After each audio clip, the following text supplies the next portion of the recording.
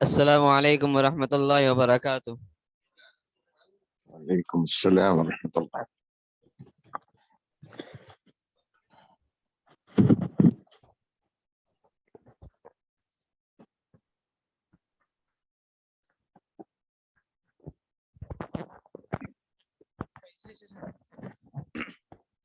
بسم الله الرحمن الرحيم وبالسند المتصل منا إلى الإمام الهمام الحافظ الحجة أمير المؤمنين في الحديث محمد بن إسماعيل بن إبراهيم بن المغيرة بن البرديزبة الجوفي البخاري نفعنا الله بعلومه وفيوزه آمين يا رب العالمين۔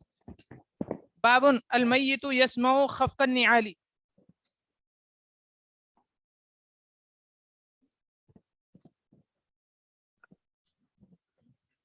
پہلی صف میں 3، دوسری صف میں 3، تیسری صف میں 3 اور چوتھی صف میں بھی 3۔ یہ جگہ خالی کیوں پڑ رہی ہے سب؟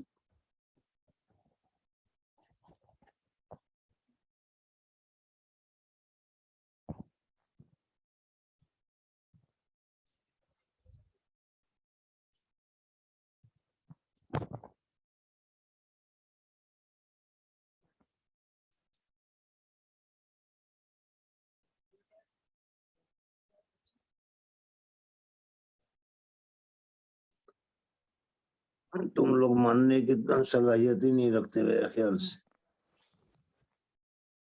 آج غیر حاضری ہے۔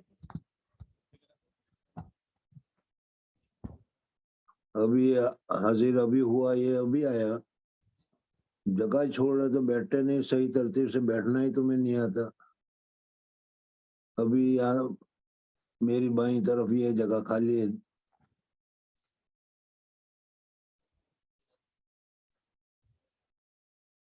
پتہ نہیں کیا ہوتا ہے تم لوگوں کو، بیٹھتے ہوئے ڈر لگتا ہے، کیا ہوتا ہے؟ اتنے دن ہو گئے جب بیٹھنا ہی نہیں آیا تو کیا کرو گے تم لوگ؟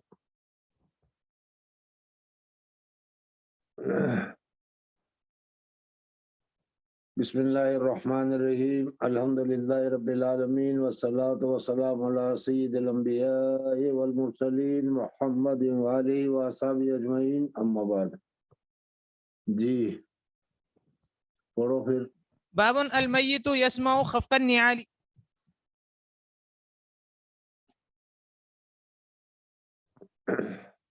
مصنف رحمۃ اللہ تعالی علیہ، خفق کے معنی آتا ہے پاؤں کا آواز، نیال کہتے ہیں جوتے کو، جوتے کی پاؤں کو، جوتا پہن کر جو آدمی چلتا ہے اور چلنے کی وجہ سے جو آواز ہوتی ہے وہ آواز مردہ سنتا ہے۔ مصنف رحمۃ اللہ تعالی علیہ اس ترجمۃ الباب میں یہ بتا رہے ہیں۔ حدیث پاک میں حضور اکرم صلی اللہ علیہ وسلم نے فرمایا کہ جب کسی جنازے کو دفن کر دیا جاتا ہے، مٹی ڈال دی جاتی ہے اور پھر اس کے بعد لوگ وہاں سے جب ہٹنا شروع کرتے ہیں تو اس وقت اللہ تبارک و تعالیٰ کی طرف سے 2 فرشتے جس کو منکر اور نکیر سے تعبیر کیا جاتا ہے وہ آتے ہیں اور 3 سوالات پوچھتے ہیں۔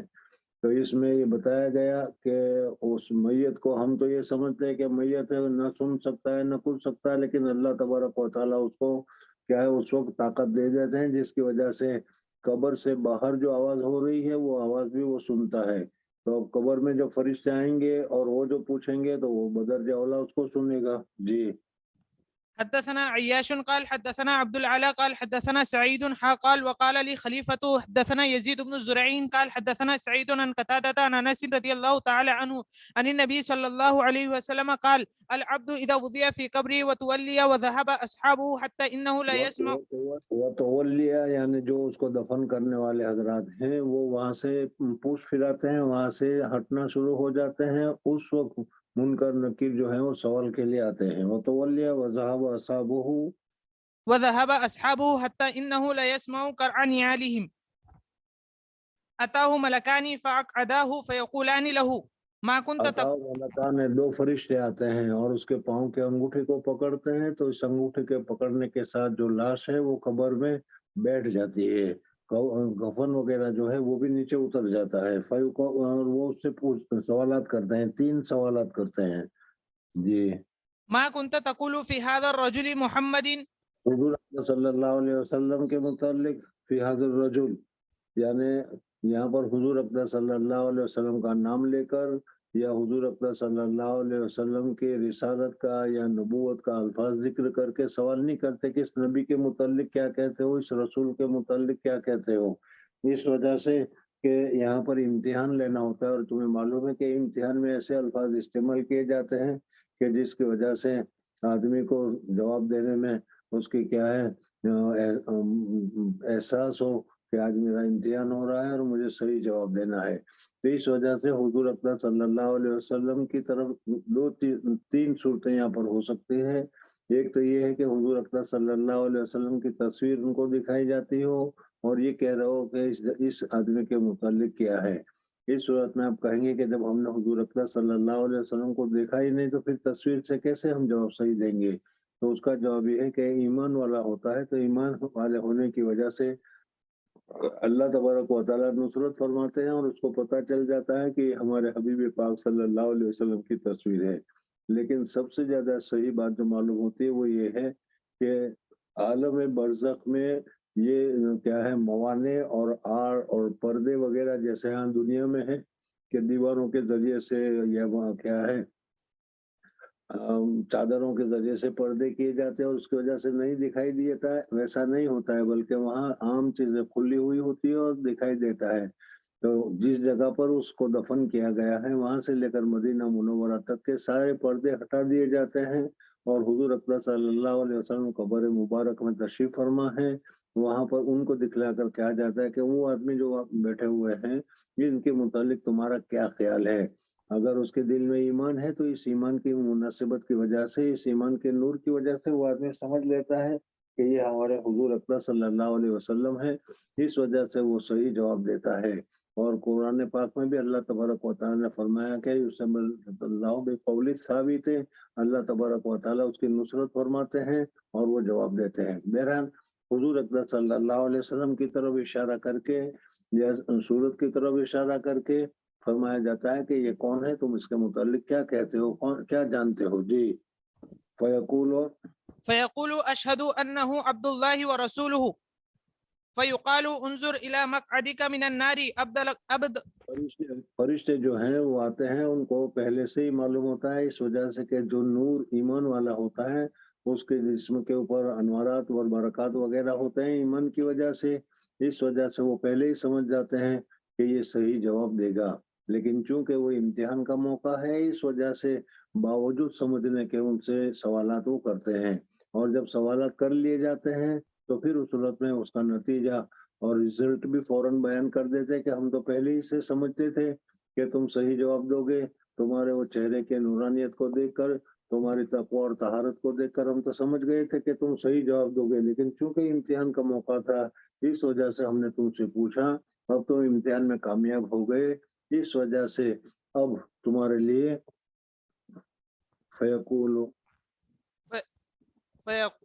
فيقال انظر إلى مقعدك من النار. سب سے پہلے تو وہ جہنم میں ہر ایک آدمی کی ایک سیٹ بکنگ جہنم میں بھی ہے اور ایک جگہ کی بکنگ جنت میں بھی ہے. اس وجہ سے اس کے لیے جو جہنم میں جگہ تھا بکنگ تھی وہ جگہ اس کو دکھلائی جاتی ہے اور کہا کہ دیکھو اگر تم ایمان نہیں لاتے اللہ تبارک و تعالیٰ کے اوپر ایمان نہیں لاتے، رسول کو نہیں مانتے، اللہ تبارک و تعالیٰ کے احکامات وغیرہ کو نہیں مانتے، تو جہنم کی یہ جگہ تمہارے نام تھی، وہ کیا ہے تم کو وہ مل جاتی. لیکن تم ایمان کے ساتھ آئے ہو اور اللہ تبارک و تعالیٰ کے احکامات کی تم نے فرما برداری کی ہے، اس وجہ سے یہ جہنم والا جو تمہاری بکنگ ہے وہ کینسل کر دی جاتی ہے اور اب تمہارے لیے جنت کی یہ جگہ ہے وہ بتائی جاتی ہے. اور پھر جنت میں تو جب تک حساب کتاب نہیں ہوگا وہاں تک داخلہ نہیں ہوتا. اس وجہ سے جنت کے کیا ہے راحتیں، ہوائیں اور خوشبوئیں وغیرہ اس کی طرف متوجہ کر دی جاتی ہے اور کہا جاتا ہے کہ نوم کا نومت العروس، دلہن کی طرح آرام سے لیٹ جاؤ، اور پھر وہ جنت کی نعمتوں کی طرف وہ آدمی متوجہ ہو جاتا ہے اور وہ کیا ہے دنیا اور دنیا کے حالات سے وہ غافل ہو جاتا ہے. جی أبدلك الله به مقعدا من الجنة. قال النبي صلى الله عليه وسلم فيراهما جميعا. یعنی دونوں جگہ اس کو دکھلائی جاتی ہے. کافرین کے لیے بھی اسی طریقے سے دونوں جگہ دکھلائی جائے گی. پہلے اس کو جنت کی جگہ دکھلائی جائے گی کہ دیکھو یہ تیرے لیے جنت کی جگہ رکھ رکھی تھی, اگر تو ایمان لاتا تو تجھے یہ جگہ ملتی, لیکن تم ایمان نہیں لائے, اس وجہ سے اب جہنم کی جو تمہاری سیٹ ہے وہ کنفرم ہو گئی ہے اور تمہارے لیے جہنم کی یہ سیٹ ہے. پھر اس صورت میں اس کو کیا ہے, سجین میں دوسری روحوں کے ساتھ اس کو ٹھونس دیا جاتا ہے, رکھ دیا جاتا ہے, اور جہنم کی جو شرار اور ہوائیں وغیرہ ہے اس کو اس کی طرف متوجہ کر دیا جاتا ہے. جی. واما الكافر او المنافق فيقول لا ادري كنت اقول ما يقول الناس فيقال لا. یعنی جو منافق ہوگا وہ کہے گا کہ میں نے اس مسئلے میں کہ میرا پروردگار اللہ ہے, میرا رسول حضور اقدس صلی اللہ علیہ وسلم ہے, اس کی طرف کیا ہے میں نے پوری طریقے سے توجہ کے ساتھ, یقین کے ساتھ, اعتماد کے ساتھ میں تو کچھ نہیں کہہ سکتا تھا. لوگوں کو دیکھتا تھا کہ وہ لا الہ پڑھتے تھے, میں بھی اس کے ساتھ لا الہ پڑھ لیا کرتا تھا. محمد الرسول اللہ پڑھتے تھے تو میں بھی محمد الرسول اللہ پڑھ لیا کرتا تھا. جی.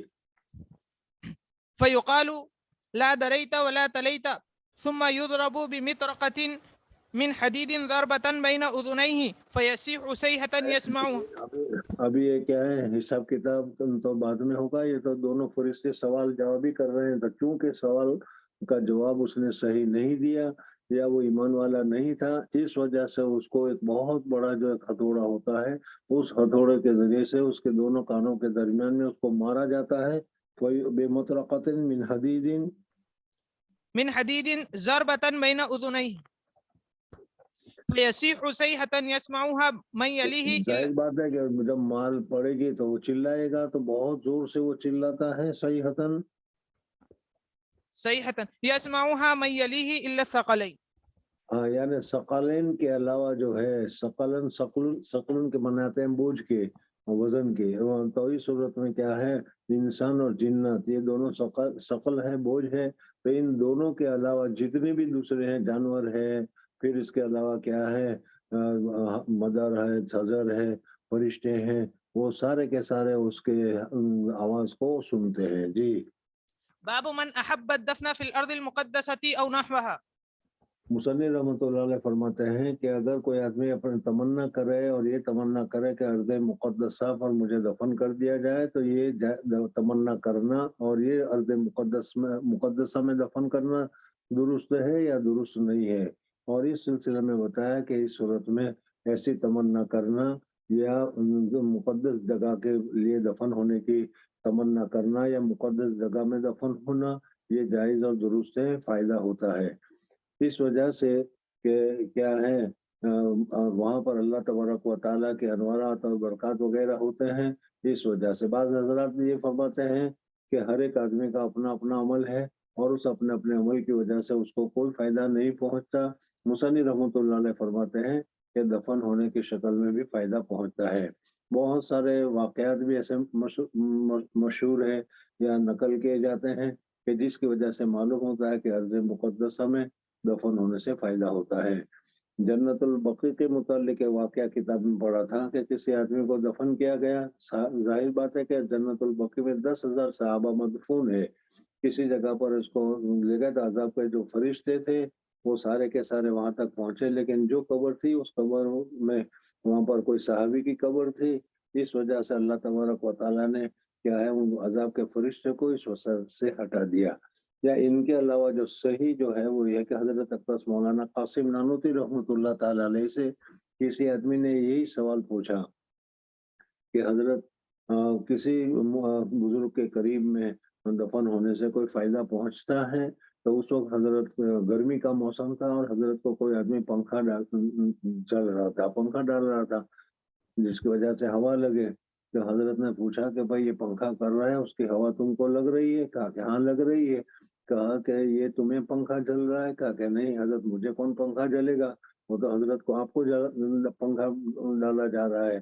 تو اس وقت فرمایا کہ جس طریقے سے یہاں پنکھا ڈالنے کی وجہ سے قرب میں بیٹھے ہوئے کو فائدہ پہنچتا ہے, اس طریقے سے ارض مقدسہ یا کسی بزرگ کے پاس دفن ہونے سے وہاں پر جو انوارات برکات اللہ کا فضل و کرم رحم و کرم جو نازل ہوتا ہے اس سے کیا ہے اڑوس پڑوس کو بھی فائدہ پہنچتا ہے. جی.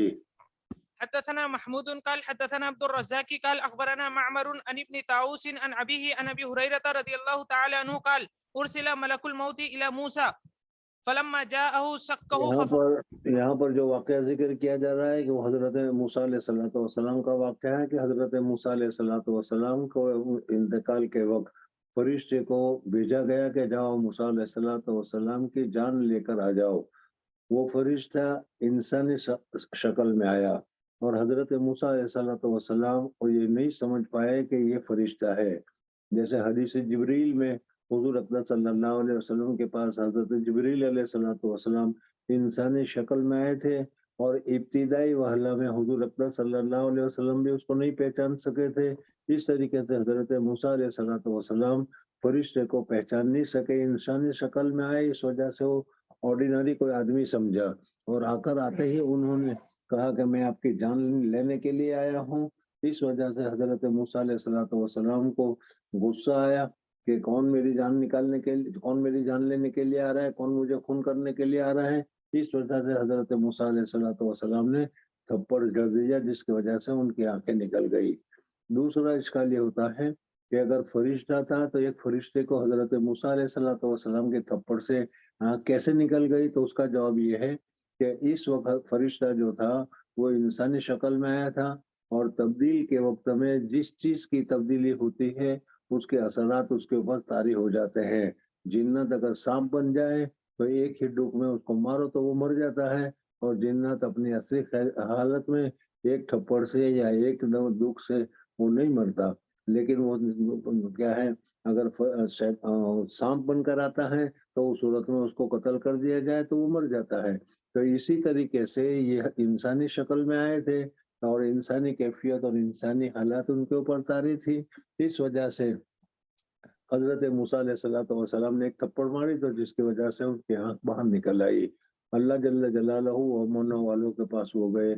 असल में बात ये है कि तुमने पहले भी सुना होगा हज़रत हुज़ूर सल्लल्लाहु अलैहि वसल्लम के वाक़यात के मुतालिक हज़रत आयशा सिद्दीक़ा रज़ियल्लाहु तआला अन्हा का मक़ूला ज़िक्र किया गया था कि हुज़ूर अक़दस सल्लल्लाहु अलैहि वसल्लम फरमाते थे कि रसूलों के पास और नबियों के पास जब मलकुल मौत आते हैं जान निकालने के लिए तो सबसे पहले आकर सलाम करते हैं, सलाम करने के बाद इजाज़त तलब करते हैं कि हम आपकी जान लेने के लिए आए हैं, क्या ख्याल है आपका। तो उसको फिर उसकी तरफ से क्या है रसूल या नबी की तरफ से जब इजाज़त मिलती है तब जाकर वो जान निकालते हैं। यहाँ हज़रत मूसा अलैहिस्सलातु वस्सलाम के पास मलकुल मौत ने इस शक्ल के अलावा दूसरी रास्ता इख्तियार किया। इस वजह से हज़रत मूसा अलैहिस्सलातु वस्सलाम ने उनको थप्पड़ मार दिया। फिर अल्लाह तबारक व तआला के पास जाकर कहा, अल्लाह तबारक व तआला ने कहा कि जाओ उनको कहो कि एक बैल के ऊपर हाथ रखो और तुम्हारे हाथ के नीचे जितने बाल आ जाएंगे इतने साल की और तुमको मजीद रुखसत दी जाएगी। अगर उन्होंने कहा तो हज़रत मूसा अलैहिस्सलातु वस्सलाम ने कहा कि फिर क्या होगा, कि मौत तो यकीनी है, मौत तो आनी ही है।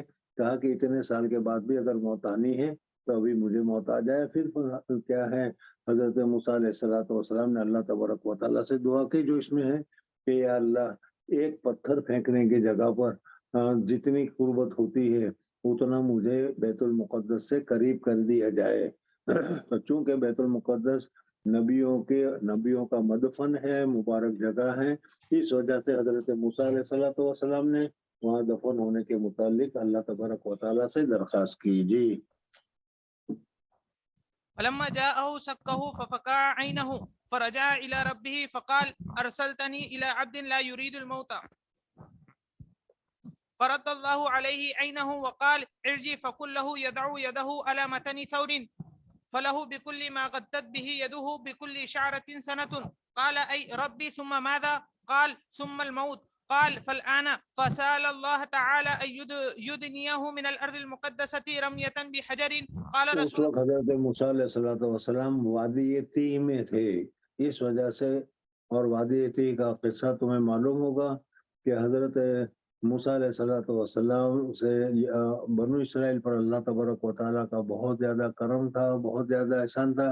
अर्ज़ मुक़द्दसा में दाखिल होने के लिए उनको अल्लाह तबारक व तआला ने कहा कि बैतुल मुक़द्दस में जाओ, वहाँ तुमको ये चीज़ें मिल जाएगी। तो उस वक्त उन्होंने कहा کہ بھائی ہم تو اس کے یہ تو بہت سخت قوم ہے، بنو اسرائیل میں رہنے والے لوگ، ان سے تو ہم مقابلہ نہیں کر سکتے۔ حضرت موسیٰ علیہ الصلوۃ والسلام سے کہا اذهب انت وربک فقاتلا انا ہاہنا قاعدون، اے موسیٰ آپ خود ہی جائیے اور آپ کا اللہ، اور جا کر ان سے لڑیے، پھر ہم تو یہاں بیٹھے ہیں، ہم تو لڑنے کی طاقت نہیں رکھتے، ان کے ساتھ لڑنا نہیں چاہتے۔ اللہ تبارک و تعالیٰ نے ان کو اس کی سزا میں وادی تیہ میں مقرر کر دیا کہ دن بھر چلتے تھے اور شام کو وہیں کے وہیں وہ پہنچ جایا کرتے تھے۔ تو وادی حضرت ہارون علیہ الصلوۃ والسلام کا انتقال بھی اسی حالت میں ہوا، اور حضرت موسیٰ علیہ الصلوۃ والسلام کا بھی انتقال 40 سال تک وہ کیا وادی تیہ میں گھومتے رہے، اسی میں حضرت موسیٰ علیہ الصلوۃ والسلام کے انتقال کا وقت ہوا تو حضرت موسیٰ علیہ الصلوۃ والسلام نے دعا کی۔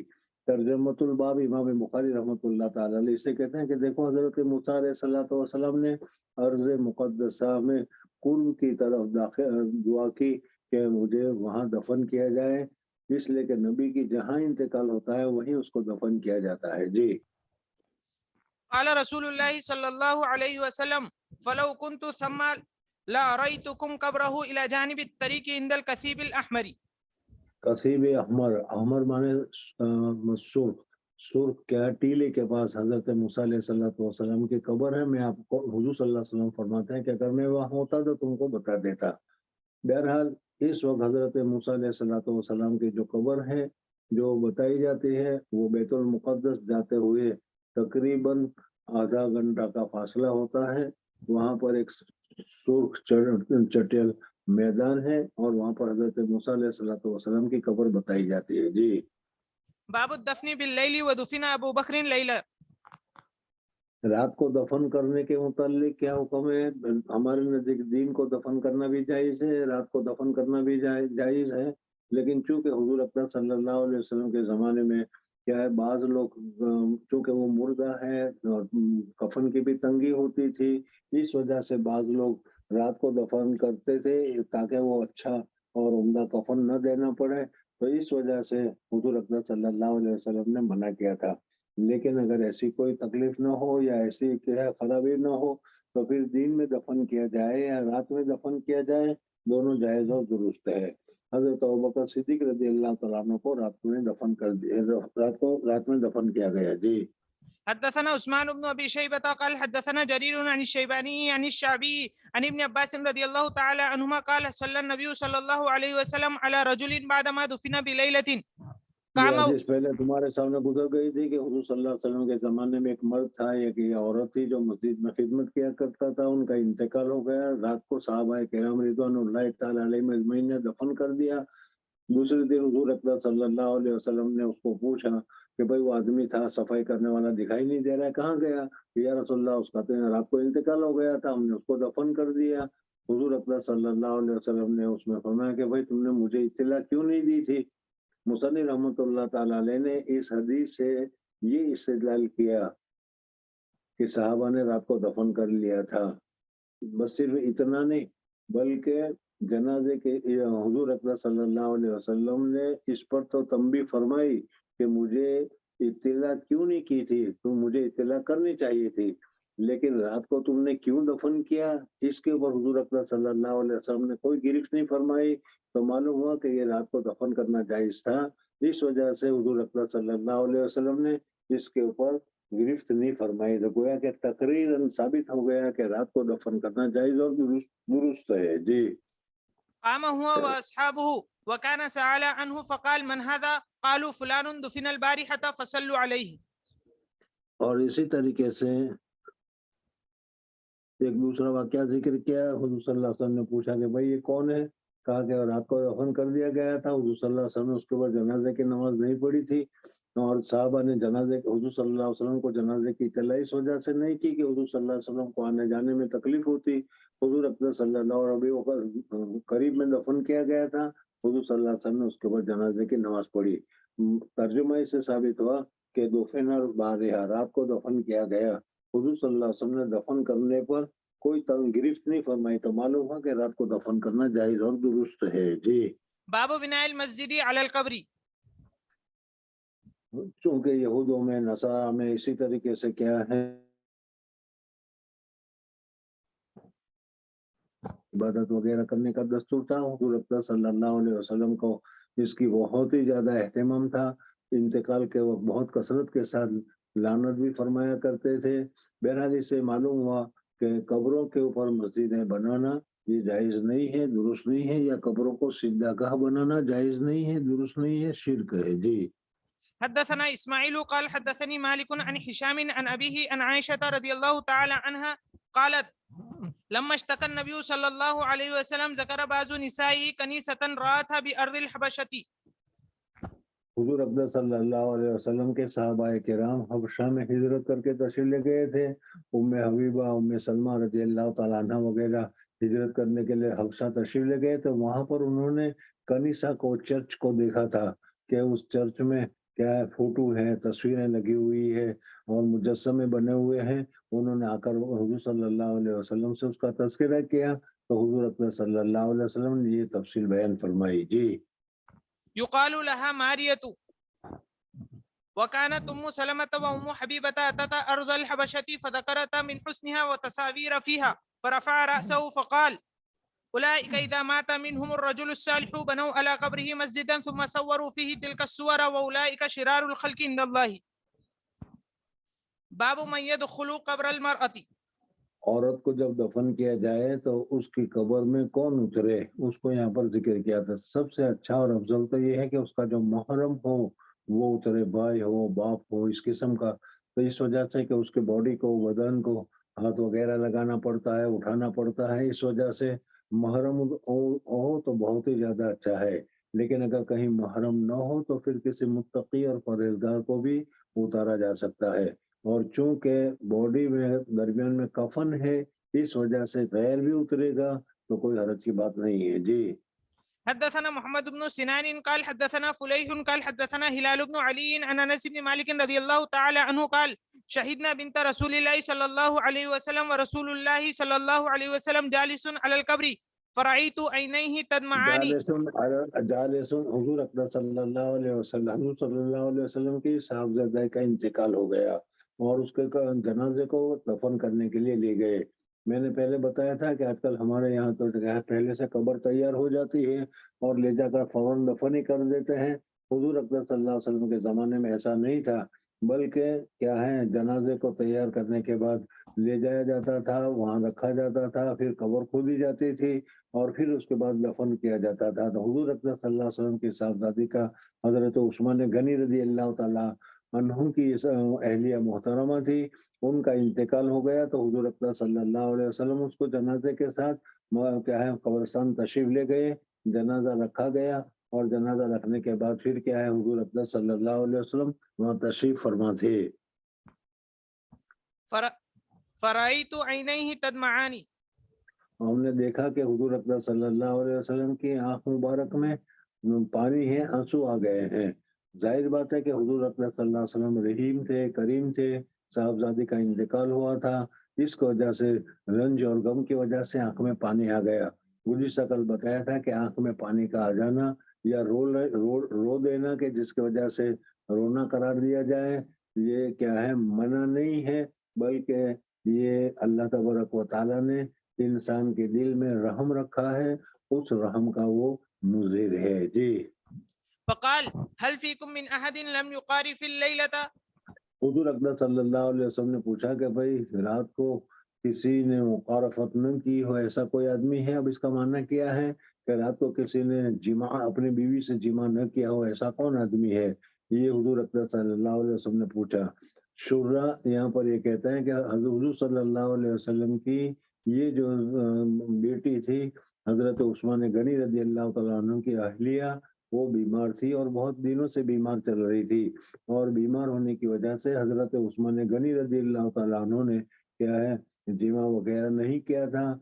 इस वक्त ये समझे कि अभी कल या रात ही रात इसका इंतकाल थोड़ा हो जाएगा और खुद अपने ख्वाहिश थी, इस ख्वाहिश की वजह से हजरत उस्मान गनी रज़ी अल्लाह तआला अन्हु ने किसी बांदी के साथ जिमा किया और जिमा करने का हुजूर अकबर सल्लल्लाहु अलैहि वसल्लम को ये चीज पसंद नहीं आई और हुजूर अकबर सल्लल्लाहु अलैहि वसल्लम ने हजरत उस्मान रज़ी अल्लाह तआला अन्हु से कहा कि भाई घर में बीवी बीमार है और तुम गुल छड़े उड़ा रहे हो, اس وجہ سے حضور اکرم صلی اللہ علیہ وسلم نے حضرت عثمان کی جگہ پر یہ اعلان فرمایا لم یقارف اللیلہ. لیکن اس کے اوپر بہت ساری بحث ہے، اور اس میں یہ بھی ہے کہ کیا ہے باندی کے ساتھ جمع کرنا جائز اور درست ہے. حضرت عثمان غنی رضی اللہ تعالیٰ عنہ نے کوئی گناہ کا کام کیا نہیں تھا، پھر حضور اکرم صلی اللہ علیہ وسلم نے ایسا کیوں کیا؟ تو لم یقارف کا دوسرا ترجمہ ہے کہ جس نے کوئی ایسا کام جو اللہ تبارک و تعالیٰ کی نافرمانی کا ہو نہ کیا ہو، رات کو کوئی گناہ نہ کیا ہو، ایسا بھی ہے. تو پھر اس میں بھی یہ ہے کہ صحابہ کرام رضوان اللہ تعالیٰ علیہ مجمعین تو ویسے بھی گناہ سے دور رہنے والے تھے. لم یقارف کا ترجمہ گناہ سے بچنا کے معنی میں کرنا بھی صحیح نہیں ہے. لم یقارف اللیلہ. جی.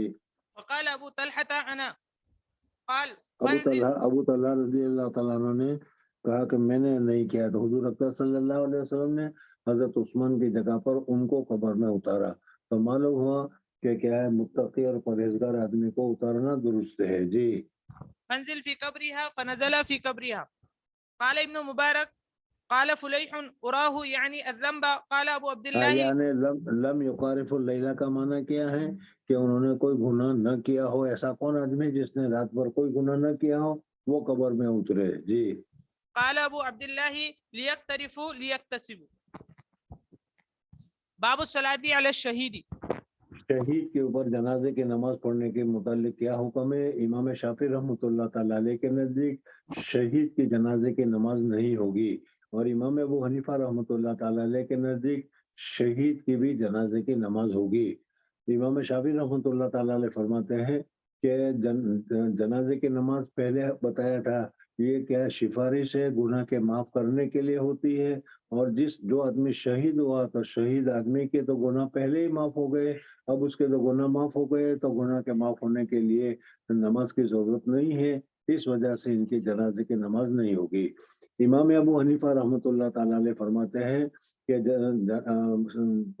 میت کو جو غسل دیا جاتا ہے، کفن دیا جاتا ہے، پھر اس کے بعد اس کو کندھوں پہ اٹھا کر ان کو کیا قبرستان لے لیا جاتا ہے، یہ سب کا سب اعزاز کے ساتھ ہے تاکہ ان کا اعزاز ہو، ان کا احترام ہو، اور کیا ہے ان کے لیے مغفرت بھی کی جاتی ہے تاکہ درجات بلند ہو. حضور اکرم صلی اللہ علیہ وسلم نے احد کے صحابی قتلائے شہدائے احد کے متعلق حضور اکرم صلی اللہ علیہ وسلم نے ان کی قبروں کے اوپر نماز پڑھی ہے. تو معلوم ہوا کہ شہداء کے لیے بھی نماز پڑھی جائے گی. رہ گئے یہ سوال کہ ان کے گناہ نہیں ہے، تو گناہ نہیں ہے اس کے باوجود بھی اگر کوئی آدمی اس کے لیے دعا کرتا ہے تو اللہ تبارک و تعالیٰ رفع درجات کا بلند فرماتے ہیں. اس وجہ سے یہ بھی کیا ہے نماز کے محتاج ہیں، ان کی بھی رفع درجات کے حاجت ہے. اس وجہ سے ان کی جنازے کی نماز پڑھی جائے تو یہ جائز اور درست ہے. جی. حدثنا عبد الله بن يوسف قال حدثنا الليث قال حدثني ابن شهاب عن عبد الرحمن بن كعب بن مالك عن جابر بن عبد الله رضي الله تعالى عنهما قال كان النبي صلى الله عليه وسلم يجمع بين الرجلين من قتل احد في ثوب واحد. احد کے موقع پر تقریباً 70 صحابہ شہید ہوئے تھے. اس وجہ سے حضور اکرم صلی اللہ علیہ وسلم نے ایک ایک قبر میں 2 3 صحابہ کو دفن کیا، اور اس میں جو سب سے زیادہ قرآن پاک کا حفظ والا تھا اس کو حضور اکرم صلی اللہ علیہ وسلم نے فوقیت دی، اس کا اعزاز فرمایا. جی. ثم يقول ايهم اكثر اخذا للقران فاذا اشير له الى احدهما قدمه في اللحد وقال انا شهيد على هؤلاء يوم القيامه وامر بدفنهم في دمائهم ولم يغسلوا ولم يصلى عليهم. ولم یصلی علیہ سے امام شافعی رحمۃ اللہ تعالیٰ علیہ استدلال کرتے ہیں. ہماری طرف سے اس کا جواب یہ ہے کہ بالکل صحیح ہے. اس وقت حضور اکرم صلی اللہ علیہ وسلم کو بھی زخم لگا تھا، بہت ہی پریشانی کا وہ موقع تھا. احد میں بہت سارے صحابہ کرام رضوان اللہ تعالیٰ علیہ مجمعین، حضرت امیر حمزہ رضی اللہ تعالیٰ عنہ وغیرہ بھی شہید ہوئے تھے. اس وجہ سے افراتفری کا ماحول تھا. حضور اکرم صلی اللہ علیہ وسلم نے مردوں کو دفن کر دیا. اس وقت جنازے کی نماز نہیں پڑھی، لیکن بعد میں حضور اکرم صلی اللہ علیہ وسلم نے ان کے قبروں پر نماز پڑھی ہے. اور شہداء جو ہیں ان کے جسموں کو زمین کھاتی نہیں، اس وجہ سے کیا ہے وہ زمین میں پھولتے پھٹتے نہیں ہیں، بلکہ کیا ہے ویسے ہی باقی رہتے ہیں، اس لیے ان کے اوپر نماز پڑھنا درست ہے. جی. حدثنا عبد الله بن يوسف قال حدثنا الليث قال حدثني يزيد بن أبي حبيب عن أبي الخير عن عقبة بن عامر رضي الله تعالى عنه أن النبي صلى الله عليه وسلم خرج يوما فصلى على أهل أحد صلاته على الميت ثم انصرف إلى المنبر فقال إني فرط لكم فرط کہا جاتا ہے آگے جانے والے کو، یعنی حضور صلی اللہ علیہ وسلم نے فرمایا کہ تم لوگ مرو گے، قیامت تم لوگ مرو گے، دفن ہوگے، اس سے پہلے میں آگے جانے والا ہوں، میرا انتقال ہو جائے گا، میں بھی دفن ہوں گا، انی فرط لکم، جی، وأنا شهيد عليكم، اور میں تمہارے اوپر گواہی دوں گا کہ یہ میرے ماننے والے ہیں، یہ میری سنتوں کی اتباع کرنے والے ہیں، میری شریعت کے اوپر عمل کرنے والے لوگ ہیں، جی۔ وإني والله لا أنظر إلى حوض الآن، پھر اس کے بعد حضور اکبر صلی اللہ علیہ وسلم نے فرمایا کہ اللہ تبارک و تعالیٰ نے اس وقت میرے سامنے حوض کوثر کا پردہ ہٹا دیا ہے، اور اس وقت میں مدینہ منورہ میں یہاں بیٹھ کر حوض کوثر کو دیکھ رہا ہوں، اور میرے سامنے ہے حوض کوثر ہے، جی۔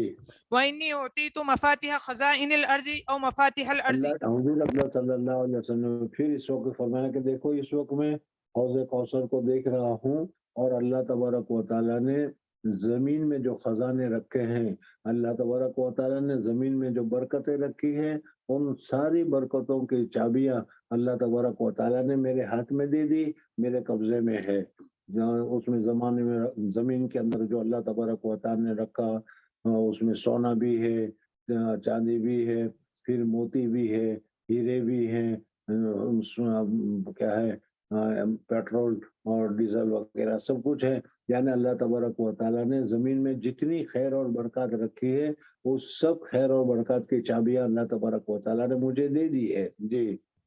وإني والله ما أخاف عليكم أن تشركوا بعدي ولكن أخاف عليكم أن تنافسوا، حضور اکبر صلی اللہ علیہ وسلم نے فرمایا، ظاہر بات ہے کہ حضور اکبر صلی اللہ علیہ وسلم تو دنیا سے تشریف لے گئے، پیٹرول سے بھی حضور صلی اللہ علیہ وسلم نے فائدہ نہیں اٹھایا، سونے سے بھی فائدہ نہیں اٹھایا، چاندی سے بھی فائدہ نہیں اٹھایا، اور زمین کی جو دوسری برکتیں ہیں، خزانے کی، کھانے کی، پینے کی، گیہوں ہے، چاول ہے وغیرہ، اس سے بھی کیا ہے، حتی الامکان تو حضور اکبر صلی اللہ علیہ وسلم نے فائدہ نہیں اٹھایا، لیکن حضور اکبر صلی اللہ علیہ وسلم کے قبضے میں دی جانے کا مطلب یہ ہے کہ اب حضور اکبر صلی اللہ علیہ وسلم کے طفیل میں حضور اکبر صلی اللہ علیہ وسلم کی امت کو یہ نعمتیں مل گئی، زمین کے جتنے خزانے ہیں وہ سارے خزانے اللہ تبارک و تعالیٰ نے امت محمدیہ کو دے دیے۔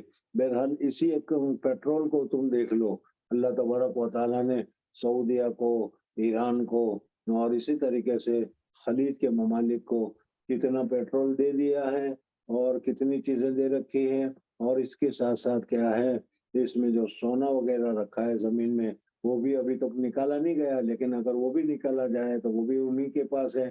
یہ دوسری بات رہی کہ ہم لوگوں کو یہ چیزیں نعمتیں ملی، لیکن ہم سے کیا ہے، اس کو کس طرح نکالنا چاہیے، کس طرح صاف کرنا چاہیے، وہ کچھ معلوم نہیں ہے، اور ان گوروں نے اس کے اوپر قبضہ کر رکھا ہے، جی۔ وإني والله ما أخاف عليكم أن تشركوا بعدي، حضور اکبر صلی اللہ علیہ وسلم نے فرمایا کہ مجھے تمہارے اوپر شرک کا تو خوف نہیں ہے کہ تم ابھی مسلمان ہو گئے اور پھر مرتد ہو جاؤ گے اور پھر اسلام کو چھوڑ دو گے، اس کا تو مجھے خوف نہیں ہے، اس لیے کہ اسلام ایک ایسی نعمت ہے کہ جب وہ نعمت مل جاتی ہے تو پھر آدمی اس نعمت کو، موت کو ترجیح دیتا ہے، لیکن اس نعمت کو نہیں چھوڑتا، ایمان کو نہیں چھوڑتا، مرنا پسند کرتا ہے۔ اس وجہ سے مجھے یہ تو خطرہ نہیں ہے کہ میرے بعد تم مرتد ہو جاؤ گے، نعوذ باللہ تعالی من ذالک۔ ابھی اس دنوں میں، ان حالات میں، ان کفار کے غلبے کی وجہ سے بعض لوگوں کو، بعض عورتوں کے متعلق کثرت سے سننے میں آ رہا ہے کہ وہ مرتد ہوتے چلے جا رہے ہیں۔ اللہ جل جلالہ و من والہ ہماری اور ہماری اولاد کی حفاظت فرمائے۔ یہ ہمارا ضعف ہے، کمزوری ہے کہ ایمان کی صحیح لذت، ایمان کی صحیح مزہ، ایمان کا صحیح معنی اور مطلب ہم نے ان لوگوں کو نہیں سکھلایا، جس کی وجہ سے وہ ایمان آسانی کے ساتھ چھوڑ رہے ہیں، اور یہ نہ سکھلانے کی ذمہ داری हमारे ऊपर है। खैर बहर अल्लाह ताला हमारी मग़फ़िरत फरमाए और हमें माफ़ फरमाए। कोशिश करनी चाहिए कि मुसलमानों को अपने ईमान पर मजबूत रखना चाहिए। देखो हुज़ूर अक़दस सल्लल्लाहु अलैहि वसल्लम ने खुद फरमाया कि मुझे क्या है, तुम लोगों से फिर कुफ्र की तरफ जाने का खतरा तो नहीं है, लेकिन एक दूसरा खतरा है और ये खतरा हम खुद देख रहे हैं। आज हम इसी खतरे में फंसे हुए हैं जिसकी वजह से नुकसान हो रहा है। वो क्या है? वलाकिन अखाफु अलैकुम अन तनाफसु फीहा। हाँ, अन तनाफसु फीहा, तुम दुनिया में एक दूसरे से आगे बढ़ जाने की कोशिश करोगे, इसका मुझे खतरा है। किसी की अच्छी गाड़ी देखी तो उस गाड़ी से अपनी गाड़ी अच्छी होनी चाहिए। किसी की बीवी अच्छी देखी तो उसकी बीवी से अच्छी अपनी बीवी होनी चाहिए। किसी का मकान देखा, इससे अच्छा मकान हमारे पास होना चाहिए। किसी का कपड़ा देखा तो इसके कपड़े से अच्छा कपड़ा हमारे पास होना चाहिए। और उस चीज को हासिल करने में फिर न आओ देखो न ताओ, उसके पीछे पड़ जाते हैं। ये हुज़ूर सल्लल्लाहु अलैहि वसल्लम ने फरमाया कि ये मैं देख रहा हूँ कि तुम तनाफुस में लग जाओगे, एक दूसरे से आगे बढ़ने में लग जाओगे और फिर ये सूरतें होगी। चुनांचे ये तुम दुनिया में अच्छी तरीके से देख रहे हो। अल्लाह ताला हमारी हिफाजत फरमाए। जी। बाबु दफन रजुलैनि अव सलासति फी क़ब्रिन वाहिदिन। जायज है, दुरुस्त है। जी। حدثنا سعيد بن سليمان قال حدثنا الليث قال حدثنا ابن شهاب عن عبد الرحمن بن كعب أن جابر بن عبد الله رضي الله تعالى عنهما أخبره أن النبي صلى الله عليه وسلم كان يجمع بين الرجلين من قتل أحد. باب من لم يرى غسل الشهداء. शहदा को गुस्ल नहीं दिया जाएगा अगर वो क्या है, इसलिए कि गुस्ल दिया जाएगा तो फिर उस सूरत में उसका खून वगैरह जो लगा हुआ है वो खत्म हो जाएगा और उसको उसी हालत में, ताकि वो मजलूम अल्लाह तबारक व तआला के सामने वो पेश हो, तो मजलूम की शक्ल में, मजलूम की सूरत में पेश हो और वहाँ मालूम हो कि इनके ऊपर जुल्म किया गया है, इनकी जान ली गई है, इनका खून बहाया गया है, ये मालूम हो। इसी वजह से उसी सूरत में, उसी हालत में उनको दफन किया जाएगा। जी। حدثنا أبو الوليد قال حدثنا ليث عن ابن شهاب عن عبد الرحمن بن كعب بن مالك عن جابر رضي الله تعالى عنه قال قال النبي صلى الله عليه وسلم ادفنوهم في دمائهم يعني يوم أحد ولم يغسلهم. باب من يقدم في اللحد. जो जितनी फजीलत वाला हो, यानी अल्लाह तबारक व तआला ने उसको इल्म दिया हो, कुरान का हिफ्ज हो, तो उसकी वजह से उसको फजीलत दी जाएगी कि पहले उसको दफन किया जाएगा। दुनियावी मालो मता यहाँ नहीं देखा जाएगा, मालदार हो या अच्छे कफन वाला हो, उसको नहीं देखा जाएगा। जी। قال أبو عبد الله سمي اللحد لأنه في ناحية ملتحدا معدلا. ये तो तुम्हें मालूम ही होगा कि कब्र की दो किस्में हैं, एक को तो संदूकी कहा जाता है, एक को तो लहद कहा जाता है। समझ में आया? कब्र पूरी खुद जाए, फिर इसके बाद नीचे से 9-9 इंच के जगह को छोड़कर दरमियान में और एक गड्ढा कर दिया जाए, मुर्दे को उसमें रखा जाए और ऊपर का जो हिस्सा है उसके ऊपर क्या है, तख्ता वगैरह रखकर कब्र को बंद कर दी जाए। उसको संदूकी से ताबीर किया जाता है। दूसरी सूरत वो लहद की है। लहद में भी कब्र तो पूरी खोदी जाती है, लेकिन आखिर में फिर किबले की तरफ जो है 1 फीट का क्या हिस्सा नीचे से और कुरेद लिया जाता है और मैयत को उस हिस्से में रखकर फिर क्या है, लकड़ियों के जरिए से दूसरे हिस्से को बंद कर दिया जाता है। इसको लहद कहा जाता है। हुजूर अकबर सल्लल्लाहु अलैहि वसल्लम को लहद में दफन किया गया था। इस वजह से लहद जो है मसनून है और संदूकी जायज और दुरुस्त है। जी। ولو كان مستقيما كان ضريحا. حدثنا ابن مقاتل قال أخبرنا عبد الله قال أخبرنا الليث بن سعد قال حدثني ابن شهاب عن عبد الرحمن بن كعب بن مالك عن جابر بن عبد الله رضي الله تعالى عنهما أن رسول الله صلى الله عليه وسلم كان يجمع بين الرجلين من قتلى أحد في ثوب واحد ثم يقول أيهم أكثر أخذا للقرآن، فإذا أشير له إلى أحدهما قدمه في اللحد وقال أنا شهيد على هؤلاء وأمر بدفنهم بدمائهم ولم يصلى عليهم ولم يغسلهم. قال وأخبرنا الأوزاعي عن الزهري قال عن الزهري عن جابر بن عبد الله رضي الله تعالى عنهما كان رسول الله صلى الله عليه وسلم يقول لقتل أحد أي هؤلاء أكثر أخذا للقرآن فإذا أشير له إلى رجل قدمه في اللحد قبل صاحبه قال جابر رضي الله تعالى عنه فكفنا أبي وعمي في نميرة واحدة. یعنی حضرت جابر ابن عبداللہ رضی اللہ تعالیٰ عنہ فرماتے ہیں کہ میرے ابا جان عبداللہ، ان کا قصہ میں نے پہلے تمہارے سامنے ذکر کیا تھا، تو ان کو اور ان کا چچا کو ایک ہی نمرہ میں، ایک ہی چادر میں یا ایک ہی میں دفن کیا گیا. جی. وقال سليمان بن كثير حدثني الزهري قال حدثني من سمع جابرا. باب الإذخير والحشيش في القبر. اگر کفن میں کمی پڑ جائے تو پھر اس صورت میں گھاس وغیرہ ڈالا جائے گا، جس کو عربی میں اذخر سے تعبیر کیا جاتا ہے. جی. حدثنا محمد بن عبد الله بن حوشب قال حدثنا عبد الوهاب قال حدثنا خالد عن إكرمة عن ابن عباس رضي الله تعالى عنهما عن النبي صلى الله عليه وسلم حرم الله مكة فلم تحل لأحد قبلي ولا تحل لأحد بعدي، أحلت لي ساعة من نهار لا يختلى خلاها ولا يعضد شجرها ولا ينفر صيدها ولا تلقط. اس حدیث کی وجہ سے مکہ مکرمہ یعنی حرم شریف میں جو خضر و درخت ہیں، خضر و گھاس وغیرہ ہے، اس کو کاٹا نہیں جائے گا. یہ میں اس وجہ سے بتا رہا ہوں کہ ابھی اس وقت تم اگر مکہ مکرمہ میں جاؤ گے تو میونسپلٹی والوں کی طرف سے یہ کیا کہتے ہیں مہندی وغیرہ جو ہوتی ہے وہ راستے پر وغیرہ لگائی گئی ہے، اور اس کو وہ کاٹ کر اس کو خوبصورت بھی بناتے رہتے ہیں جیسے عامةً دوسرے شہروں میں ہوتا ہے. تو چونکہ یہ خود ہی ہماری لگائی گئی ہوئی ہے، اس وجہ سے خود رو ہو تو اس صورت میں اس کو کاٹنا جائز نہیں تھا، صرف اذخر کے علاوہ. جی. ولا تلتقط لقطتها الا لمعرف.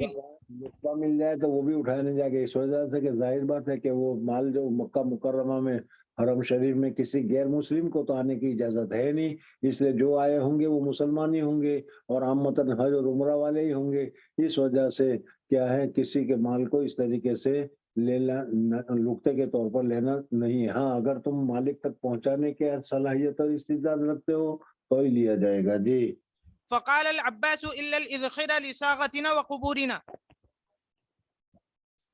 فقال الا الاذخر. وقال ابو هريره رضي الله تعالى عنه عن النبي صلى الله عليه وسلم لقبورنا وبيوتنا. حضرت عباس رضی اللہ تعالیٰ عنہ اسکر کا حضور اکبر صلی اللہ علیہ وسلم نے اسکر کو مستثنا قرار دیا.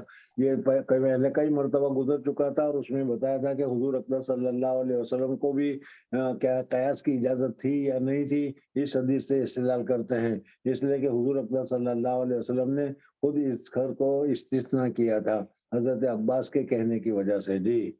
وقال أبان بن صالح عن الحسن بن مسلم عن صفية بنت شيبة رضي الله تعالى عنها قال سمعت النبي صلى الله عليه وسلم مثله. وقال مجاهد عن طاووس عن ابن عباس رضي الله تعالى عنهما لقينهم وبيوتهم. باب هل يخرج الميت من القبر واللحد لعلة. میت کو ایک مرتبہ دفن کر دیا جائے تو پھر دفن کرنے کے بعد اس کو دوبارہ نکالنا، قبر کھود کر نکالنا جائز ہے کہ ناجائز ہے، اس مسئلے کو تمہارے سامنے ذکر کر رہے ہیں. لیکن ذرا اس میں تفصیل ہے.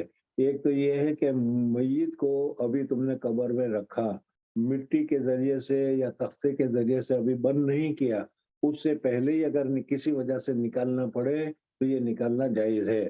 عبداللہ ابن ابی کو قبر میں رکھا ہی تھا، اتنے میں وہ ان کے بیٹے حضور صلی اللہ علیہ وسلم کی خدمت میں آئے اور حضور اکبر صلی اللہ علیہ وسلم قبر پر پہنچے اور حضور اکبر صلی اللہ علیہ وسلم نے اپنا جبہ مبارک یا اپنے چادر مبارک اس کے کفن میں دی اور اس وجہ سے پھر اس کو کفن سے نکالا، قبر سے نکالا گیا. تو معلوم ہوا کہ اگر مٹی وغیرہ نہ ڈالی ہو تو نکالنا جائز اور درست ہے. لیکن اگر مٹی ایک مرتبہ ڈال دی گئی تو پھر اس صورت میں قبر کو کھود کر کسی دوسری جگہ دفن کرنے کے لیے نکلنا یہ بھی جائز نہیں ہے، اور قبر کو کھودنا اور اس کو کیا میت کو ظاہر کرنا یہ بھی جائز نہیں ہے. حضرت مولانا عبدالقادر رائے پوری رحمۃ اللہ تعالیٰ علیہ کے متعلق جس وقت کیا ہے ان کا انتقال ہو گیا تو اس وقت ان کے جنازے کو کیا ہے رکھ کر باہر سے مٹی کے ذریعے سے اس کو پور کر دیا گیا تھا، اور پھر مسئلہ چلا تھا کہ ان کو رائے پور لا کر دفن کرنا ہے، کر سکتے ہیں یا نہیں ہے، یا اس طریقے سے بہادر شاہ ظفر جو مغل کا سب سے آخری بادشاہ ہے اس کے متعلق بھی نقل کیا جاتا ہے کہ جو ان کے اشعار بھی مشہور ہے کہ 2 گز زمین بھی نہ ملی کوئے یار میں، ان کو ہندوستان میں دفن ہونا تھا لیکن ہندوستان کی جگہ پر رنگون میں ان کو دفن کر دیا گیا تھا، انگریزوں نے دفن کیا تھا۔ آزادی کے بعد ان کی قبر کو بھی کھود کر لانے کی بڑی کوششیں کی گئی لیکن علماء نے اجازت مرحمت نہیں فرمائی۔ بہرحال مردے کو ایک مرتبہ دفن کر دیا جائے، پھر اس صورت میں بغیر ضرورت شدیدہ کے اس کو کھولنا جائز نہیں ہے۔ جی حدثنا علي بن عبد الله قال حدثنا سفيان قال عمرو سمعت جابر بن عبد الله قال أتى رسول الله صلى الله عليه وسلم عبد الله بن أبي بعدما أدخل حفرته فأمر به فأخرج فوضعه على ركبتيه ونفث فيه من ريقه وألبسه قميصه۔ صلی اللہ علیہ وسلم نے اپنا ریق مبارک تھوک بھی ابو عبداللہ ابن ابی کے منہ میں رکھا، لیکن کیا ہے چونکہ وہ اس میں نہ صلاحیت تھی نہ ایمان تھا، منافقوں کا سردار تھا، اس وجہ سے حضور اکرم صلی اللہ علیہ وسلم کی اتنی ساری متبرک چیزوں کے باوجود فائدہ نہیں ہوا، اور کیا ہے حضور صلی اللہ علیہ وسلم تو نماز بھی پڑھی اور پھر اس کے بعد اللہ تبارک و تعالیٰ نے فرما دیا کہ وَلَا تَقُمْ عَلَىٰ قَبْرِ أَحَدٍ مِّنْهُمْ۔ جی فاللہ اعلم وكان كسى عباسا قميصا۔ اب یہاں پر سوال یہ پیدا ہوتا ہے کہ جب حضور صلی اللہ علیہ وسلم کو معلوم تھا اور یہ تھا تو پھر یہ کرنے کی ضرورت کیا تھی؟ تو اس کے 2 جواب ہیں۔ ایک تو یہ کہ حضرت عباس رضی اللہ تعالیٰ عنہ کو غزوہ بدر کے موقع پر کرتے کی ضرورت پیش آئی۔ اب وہ عبداللہ ابن ابی لمبا آدمی تھا، اس لیے اس کا کرتا لمبا تھا، تو وہ کرتا اس نے حضرت عباس کو پہنایا تھا، وہ ایک احسان باقی رہ گیا تھا، اس وجہ سے اس کے احسان کا بدلہ اس کو دنیا ہی میں مل جائے، اس وجہ سے حضور اکرم صلی اللہ علیہ وسلم نے اپنا کرتا مبارک دیا تھا۔ جی وقال سفیان وقال ابو حارون وكان على رسول الله صلی اللہ علیہ وسلم قمیصان فقال له یا دوسرا جواب یہ ہے کہ ان کا بیٹا جو تھا وہ بہت نیک متقی اور پرہیزگار تھا، اور حضور اکرم صلی اللہ علیہ وسلم اس کی دلداری چاہتے تھے، اس وجہ سے اس کے کہنے کی وجہ سے حضور صلی اللہ علیہ وسلم نے اپنا کرتا مبارک دفن کے لیے دیا گیا۔ جی فقال له ابن عبد الله يا رسول الله البس ابي قميصك الذي يلي جلدك۔ قال سفيان فيرون ان النبي صلى الله عليه وسلم البس عبد الله قميصه مكافأة لما صنع۔ مکافاتن یعنی حضور اکرم صلی اللہ علیہ وسلم نے مکافات کر کے کوئی احسان اس کا باقی نہ رہ جائے، اس وجہ سے حضور صلی اللہ علیہ وسلم نے بدلے کے طور پر اپنا کرتا عطا فرمایا۔ جی حدثنا مسدد قال حدثنا بشر بن المفضل قال حدثنا حسين المعلم عن عطاء عن جابر رضي الله تعالى عنه قال لما حضر احد دعاني ابي من الليل فقال ما اراني۔ یہ میں نے پہلے تمہیں بتایا تھا کہ حضرت جابر رضی اللہ تعالیٰ عنہ فرماتے ہیں کہ غزوہ احد میں جنگ کی تیاری ہو رہی تھی، میرے ابا جان جو تھے حضرت عبداللہ، انہوں نے رات کو خواب میں دیکھا، اور خواب میں دیکھنے کے بعد انہوں نے مجھے بلایا اور بلانے کے بعد کہا کہ دیکھ بیٹے، مجھے یہ محسوس ہوتا ہے کہ آئندہ کل لڑائی ہوگی احد میں اور اس میں میں شہید ہو جاؤں گا، میں شہید ہو جاؤں گا تو میرا یہ قرضہ ہے فلانے یہودیوں کے اوپر، یہودیوں سے میں نے قرضہ لیا ہے، تم میرے نیک بیٹے ہو، اس کو قرضے کو ادا کرنا، اور پھر تمہاری یہ چھوٹی چھوٹی 6 7 یا 9 بہنیں ہیں تو ان کا خیال رکھنا۔ اور پھر اس وجہ سے دوسرے دن حضرت جابر کے والد کا انتقال ہو گیا۔ جی دعانی ابی من الليل فقال ما اراني الا مقتولا في اول من يقتل من ارانی الا نہیں دیکھتا ہوں میں مگر میں مقتول ہوں، یعنی مجھے یہ معلوم ہو گیا ہے کہ اب میں شہید ہونے والا ہوں۔ جی من اصحاب النبي صلى الله عليه وسلم واني لا اترك بعد اعز علي منك غير نفس رسول الله صلى الله عليه وسلم۔ کہتے ہیں دیکھو مجھے حضور صلی اللہ علیہ وسلم تو سب سے زیادہ پسندیدہ ہے، سب سے زیادہ عزیز ہے، سب سے زیادہ محبوب ہے، اور حضور اکرم صلی اللہ علیہ وسلم کے بعد اگر کوئی پسند اور محبوب ہے تو بیٹا ہونے کی وجہ سے مجھے بہت زیادہ محبوب ہے۔ ماں اعزنی جی وان علی دینا فقضی، وان علیہ دینا اور مجھ پر کچھ دین ہے تو بیٹے میں تجھ سے امید رکھتا ہوں کہ تم میرا قرضہ ادا کر دو گے واستوصي بأخواتك خيرا. اور تمہاری بہنیں ہیں چھوٹی چھوٹی میں ان کے متعلق بھی وصیت کرتا ہوں کہ تم اس کے ساتھ خیر خواہی کا معاملہ کرو گے ان کے ساتھ اچھا معاملہ کرو گے فأصبحنا فكان أول قتيل. بس اب رات کو تو باپ بیٹے کی یہ بات ہوئی اور پھر جب صبح ہوئی اور صبح میں جب جنگ ہوئی تو سب سے پہلے حضرت عبداللہ رضی اللہ تعالیٰ عنہ شہید ہوئے جی فدفنت معه آخر في قبره ثم لم تطب نفسي أن أتركه مع آخر فاستخرجت. یعنی میرے والد کو دوسرے کے ساتھ دفن کر دیا گیا لیکن چونکہ مجھے پسند نہیں تھا اچھا نہیں لگ رہا تھا کہ میرے والد کسی دوسرے کے ساتھ قبر میں شریک ہو ان کی مستقلاً قبر ہونی چاہیے اس لیے میں چاہتا تھا کہ ان کی الگ قبر ہو جی ثم لم تطب نفسي أن أتركه مع آخر فاستخرجته بعد 6 أشهر فإذا هو كيوم وضعته هنية غير أذنه. ہاں ان کے کان کے پاس کچھ جرا سا تھا باقی پورا بدن صحیح سالم تھا ابھی انتقال ہوا ہو ابھی دفن کیے گئے ہو ایسے محسوس ہوئے جی حدثنا علي بن عبد الله قال حدثنا سعيد بن عامر عن شعبة عن ابن أبي نجيح عن عطاء عن جابر رضي الله تعالى عنه قال دفن مع أبي رجل فلم تتم نفسي حتى أخرجته فجعلته في قبري على حدة. باب اللحد والشق في القبر. شک میں نے جس کی صندوقی کہا تھا لحد اور شک قبر کی دو قسمیں ہے اور حضور صلی اللہ علیہ وسلم کو لحد میں دفن کیا گیا تھا اس وجہ سے لحد کو مسنون اور افضل قرار دیا گیا لیکن جہاں زمین مضبوط ہو وہاں لحد کام آئے گی لیکن جہاں زمین کی مٹی مضبوط نہ ہو تو اگر درمیان سے کوریدنے جاؤ گے تو پھر وہ دب جائے گی گر جائے گی تو ایسے وقت میں صندوقی اچھی ہے جی حدثنا عبدان قال أخبرنا عبد الله قال أخبرنا الليث بن سعد قال حدثني ابن شهاب عن عبد الرحمن بن كعب بن مالك عن جابر بن عبد الله رضي الله تعالى عنهما قال كان النبي صلى الله عليه وسلم يجمع بين الرجلين من قتل أحد ثم يقول أيهم أكثر أخذا للقرآن فإذا أشير له إلى أحدهما قدمه في اللحد فقال أنا شهيد على هؤلاء يوم القيامة فأمر بدفنهم بدمائهم ولم يغسلهم. باب اذا اسلم الصبي فمات هل يصلي عليه وهل يعرض على الصبي الاسلام. اگر کوئی بچہ نابالغ ہو اور وہ مسلمان ہو جائے تو پھر اس صورت میں اس نابالغ کے اسلام کا اعتبار کیا جائے گا یا نابالغ کے اسلام کا اعتبار نہیں کیا جائے گا نابالغ ابھی کامل عقل نہیں ہوا ہے اس وجہ سے لیکن اگر وہ مسلمان ہو جائے تو اس کا اسلام قبول کیا جائے گا اور اس کو مسلمان سمجھ کر مسلمانوں کے ساتھ اس کے ساتھ معاملہ کیا جائے گا جی قال الحسن وشريح وابراهيم وقتادة اذا اسلم احدهما فالولد مع المسلم. یعنی یہ دوسری شکل ہے کہ اگر ماں باپ غیر مسلم تھے اور پھر ان میں سے ایک مسلمان ہو گیا تو پھر الولد تابعون افضل دینین ماں باپ کے دینوں میں سے جو دین افضل ہوگا اس کا تابع قرار دیا جائے گا اس وجہ سے اگر وہ ماں یا باپ مسلمان ہو گیا تو اس کے ساتھ اس کے نابالغ بچے بھی مسلمان قرار دیے جائیں گے اگر باپ مسلمان ہو گیا ہے تو پھر اس صورت میں باپ کا دین سب سے اعلیٰ ہے دین اسلام اس وجہ سے ان بچوں کو بھی مسلمان قرار دیا جائے گا جی وكان ابن عباس مع امه من المستضعفين ولم يكن مع ابيه على دين قومه وقال الاسلام يعلو ولا يعلى.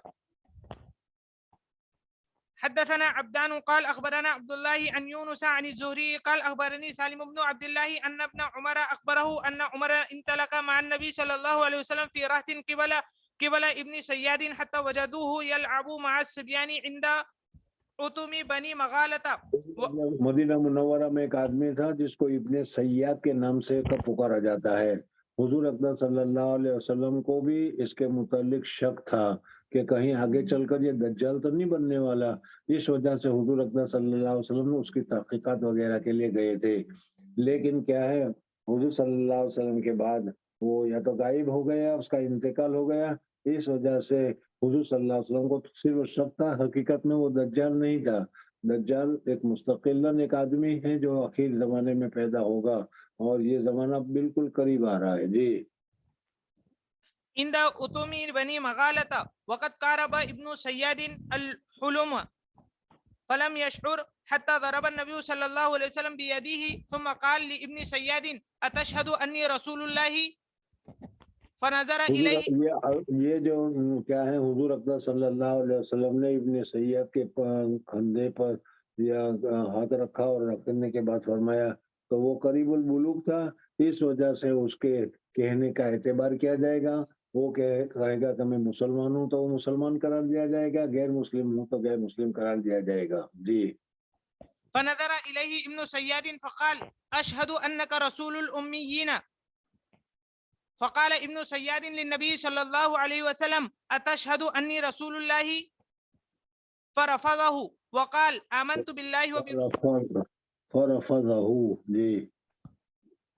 وقال آمنت بالله وبرسوله. فقال له ماذا ترى؟ قال ابن سياد يأتيني صادق وكاذب. فقال النبي صلى الله عليه وسلم خلت عليك الأمر. ہاں، یعنی تمہارے پر معاملہ مخلوط کر دیا گیا ہے، صحیح اور غلط خبر بھی فرشتوں کی طرف سے، اللہ تبارک و تعالیٰ کی طرف سے تمہیں الہام کیا جاتا ہے اور شیطان بھی تمہیں الہام کرتا ہے. جی. ثم قال له النبي صلى الله عليه وسلم إني قد خبأت لك خبيئة. اچھا چلو میں اپنے دل میں کچھ سوچ رہا ہوں، تم مجھے جواب دو کہ میں نے کیا سوچا. اور حضور صلی اللہ علیہ وسلم نے سورہ دخان کو سوچا، اس نے کہا کہ کچھ دکھ معلوم ہوتا ہے، یعنی پورا دخان اس کو معلوم نہیں ہوا، صرف کچھ حصہ معلوم ہوا، اس پر اس نے کہا کہ دکھ ہے تمہاری. جی. فقال ابن سياد هو الدخ. فقال اخسأ فلن تعدوا قدرك. فقال عمر دعني يا رسول الله اضرب عنقه. حضرت عمر فاروق رضی اللہ تعالیٰ عنہ بھی ساتھ میں تھے. حضرت عمر فاروق رضی اللہ تعالیٰ نے کہا کہ یا رسول اللہ صلی اللہ علیہ وسلم مجھے اجازت دے دو میں اس کا گلا کاٹ دوں تاکہ معاملہ ہی ختم ہو جائے. حضور اقدس صلی اللہ علیہ وسلم نے فرمایا کہ عمر اگر یہ دجال ہے جیسا کہ کیا ہے آئندہ آنے والا ہے اور وہ آئے گا، اگر وہ یہ ہے تو اس کو دجال کو قتل کرنے کا تو حضرت عیسیٰ علیہ السلام کے نصیب میں لکھا ہوا ہے، حضرت عیسیٰ علیہ السلام اس کو قتل کریں گے، اس لیے تم قتل نہیں کر سکتے. اور اگر تم نے قتل کر دیا تو معلوم ہوا کہ وہ دجال نہیں ہے، پھر دجال نہیں ہے تو اس کو قتل کرنے کی کیا ضرورت ہے. جی. فقال النبي صلى الله عليه آگے تفصیل آئے گی تمہارے سامنے کہ مدینہ منورہ میں ایک آدمی تھا یہودیوں میں، اس میں کچھ اس قسم کے علامات اور نشانیاں تھی جس کی وجہ سے یہ معلوم ہوتا تھا کہ آگے چل کر یہ دجال ہوگا. حضور اقدس صلی اللہ علیہ وسلم کو بھی شبہ تھا، اس وجہ سے اس کی تحقیق کے لیے حضور اقدس صلی اللہ علیہ وسلم ایک دو مرتبہ گئے بھی، لیکن کیا ہے تحقیق پوری طریقے سے تحقیق نہیں ہو سکی اور پتہ نہیں چل سکا. اور پھر اس صورت میں اب وہ غائب ہو گیا. اب غائب ہو گیا تو وہی آگے چل کر دجال بنے گا یا کیا ہے یہ معلوم نہیں. یا دوسرا یہ ہے کہ ہو سکتا ہے وہ جس کے متعلق ابن سیاد جن کے متعلق خطرہ تھا، یوں کہتے ہیں کہ وہ بعد میں مسلمان بھی ہوا اور مسلمان ہو کر مکہ مکرمہ میں بھی گیا، حج بھی کیا، عمرہ بھی کیا. اس وجہ سے وہ دجال نہیں تھا بلکہ دجال کی کچھ تھوڑی سی صفات تھی، اس صفات کی وجہ سے حضور صلی اللہ علیہ وسلم یہ سمجھے تھے کہ آگے چل کر یہ دجال ہوگا. جی. وقال النبي صلى الله عليه وسلم ان يكن هو فلن تسلط عليه وان لم يكن اگر وہ وہی ہے حضرت کیا ہے دجالی ہے تو یہ تم اس کے اوپر مسلط نہیں ہو سکتے، اس کے لیے تو حضرت عیسیٰ علیہ السلام اس کو قتل کریں گے. جی. فإن لم يكن هو فلا خير لك في قتله. اور اگر وہ نہیں ہے یعنی دجال نہیں ہے تو پھر اس کو قتل کرنے سے فائدہ کیا ہے. وقال سالم سمعت ابن عمر يقول ثم انطلق بعد ذلك رسول الله صلى الله عليه وسلم وأبي بن كعب إلى النخل التي فيها ابن سياد وهو يختل أن يسمع من ابن سياد شيئا قبل أن يراه ابن سياد. فرآه النبي صلى الله عليه وسلم وهو مستجع في قطيفة له فيها رمزة أو زمرة. قطیفہ ہے تو چادر اوڑے ہوئے ہیں اور چادر اوڑھ کر وہ لیٹا ہوا اس طریقے سے وہ کچھ کہہ رہا ہے، بول رہا ہے، لیکن کیا کہہ رہا ہے وہ حضور صلی اللہ علیہ وسلم سننے کے لیے گئے، اس کی والدہ نے اس کو اطلاع کر دی اس لیے پتہ نہیں چلا. جی. فرات ام ابن سیاد رسول اللہ صلی اللہ علیہ وسلم وهو يتقي بجذوع النخل فقالت لابن سیاد یا صاف وهو اسم ابن سیاد. یا صاف پورا نام نہیں ذکر کیا، ابن سیاد کی جگہ پر صرف صاف کہا. جیسے آج کل بھی ہم کیا ہے کسی کا پورا نام ہوتا ہے اس پورے نام کی جگہ پر نک نام جو ہوتا ہے اس کو ہم کہتے ہیں. اسی طریقے سے اس نے کہا جی والدہ نے کہا اپنے بیٹے کو اے صاف اونٹ حضور صلی اللہ علیہ وسلم آئے ہوئے ہیں جی. هذا محمد فصار ابن سیاد فقال النبی صلی اللہ علیہ وسلم لو ترکته حضور صلی بینا. اللہ علیہ وسلم نے فرمایا کہ اگر اس کی اماں چھوڑے رکھتی تو ہم چپکے سے جا کر دیکھ لیتے سن لیتے تھے وہ کیا بکواس کر رہا ہے کیا گنگنا رہا ہے. اس سے ہمیں پتا چلتا کہ یہ کیا شیطانی حرکات کیا ہے اور کس قسم کا ہے اس میں اس کے اوپر اثر ہے جی. وقال شعیب زمزمۃ فرفسه. رمرما کے اس حدیث میں جو رمرما آگے آیا تھا اس کا آیا زمزمہ جی. وقال اسحاق الکلیبی وعقیل رمرمۃ وقال معمر رمزۃ. تین قسم کے الفاظ یہاں پر ذکر کیے گئے رمرما زمزمہ اور رمزہ جی. حدثنا سليمان بن حرب قال حدثنا حماد وهو ابن زيد عن ثابت عن انس رضي الله تعالى عنه قال كان غلام يهودي يخدم النبي صلى الله عليه وسلم فمرض فاتاه النبي صلى الله عليه وسلم. حضور اکرم صلی اللہ علیہ وسلم کے زمانے میں ایک بچہ تھا یہودیوں کا بچہ تھا وہ لیکن اس کو حضور اکرم صلی اللہ علیہ وسلم کے ساتھ تعلق ہو گیا تھا. وہ مسجد میں آتا تھا اور کیا کچھ حضور صلی اللہ علیہ وسلم کی مجلس میں بھی بیٹھتا تھا. ایک مرتبہ حضور صلی اللہ علیہ وسلم کو پتا چلا کہ وہ بیمار ہے تو حضور اکرم صلی اللہ علیہ وسلم اس کی عیادت کے لیے تشریف لے گئے. دیکھو غیر مسلم کی عیادت کے لیے جانا یہ جائز ہے درست ہے اس میں کسی قسم کی کوئی رکاوٹ نہیں ہے. حضور اکرم صلی اللہ علیہ وسلم اس یہودی بچے کی عیادت کے لیے تشریف لے گئے. دیکھا تو وہ بیمار پڑا ہوا ہے بستر پر ہے. حضور اکرم صلی اللہ علیہ وسلم نے اس کو اس حالت میں دعوت پیش کی اور کہا کہ صاحبزادے ایمان لے آؤ میری دعوت کو قبول کر لو کامیاب ہو جاؤ گے. بچے نے اپنے ابا کی طرف دیکھا کہ میں کیا کروں. ابا نے کہا اتے ابو القاسم باپ نے کہا کہ ابو القاسم کی بات مان لو تو اس نے کلمہ پڑھا اور پھر اس کے بعد انتقال ہو گیا. ایک آدمی جہنم سے جنت میں چلا گیا جی. فتاه النبي صلى الله عليه وسلم يعوده فقعد عند رأسه فقال له أسلم فنظر إلى أبيه وهو عنده فقال أتي أبا القاسم صلى الله عليه وسلم فأسلم فخرج النبي صلى الله عليه وسلم وهو يقول مسلمان ہو گیا. پھر حضور اکرم صلی اللہ علیہ وسلم جب وہاں باہر نکلے تو حضور اکرم صلی اللہ علیہ وسلم نے فرمایا کہ اسلام لانے کی وجہ سے یہ جہنم سے بچ گیا. الحمد لله الذي أنقذه من النار. حدثنا علي بن عبد الله قال حدثنا سفيان قال قال عبيد الله سمعت ابن عباس رضي الله تعالى عنهما يقول كنت أنا وأمي من المستضعفين أنا من الولدان وأمي من النساء. حدثنا أبو اليماني قال أخبرنا شعيب قال ابن شهاب يصلي على كل مولود متوفى وإن كان لغية من أجل أنه ولد على فطرة الإسلام يدعي أبواه الإسلام أو أبوه خاصة وإن كانت أمه على غير الإسلام إذا استهل صارخا صلي عليه ولا يصلى على من لا يستهل من أجل أنه سقط. استحال کی قید اس وجہ سے لگائے کہ ماں کے پیٹ سے پیدا ہونے کے وقت زندہ ہے حیات کی کوئی علامت پائی جائے اور پھر اس کے بعد وہ مر جائے تو پھر اس کی جنازے کی نماز پڑھی جائے گی. لیکن اگر پیدا ہونے کے بعد حیات کی کوئی علامت کوئی نشانی نہ پائی جائے تو یوں سمجھا جائے گا کہ یہ مردہ پیدا ہوا ہے اس وجہ سے اس کی جنازے کی نماز نہیں پڑھی جائے گی جی.